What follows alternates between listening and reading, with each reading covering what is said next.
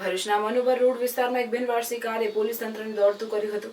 પોલીસે તપાસ કરતા અંદરથી બિનવારસી હાલતમાં દારૂનો જથ્થો મળી આવ્યો હતો. ભરૂચમાં વાહનોથી ધમધમતા મનુબર રોડ વિસ્તારમાં બિનવારસી હાલતમાં ઇકો કાર મળી આવી હતી. સ્થાનિકોને કારમાં ખોખા નજરે પડતા તેઓએ આ અંગેની જાણ પોલીસને કરવામાં આવી હતી. ગટરમાંથી માનવ અંગો મળી આવવાની ઘટના બાદ ભરૂચ પોલીસ વધુ એલર્ટ છે. ત્યારે ઘટના સ્થળે બી ડિવિઝન પોલીસનો કાફલો તાત્કાલિક ઘટના સ્થળે દોડી ગયો હતો. પોલીસે વાહનને ખોલાવી તપાસ કરતા કારમાં દારૂની પેટીઓ નજરે પડી હતી. દારૂ ભરેલી કાર બગડી જતા બિનવારસી છોડી દેવાયું હોવાનું અનુમાન લગાવાઈ રહ્યું છે.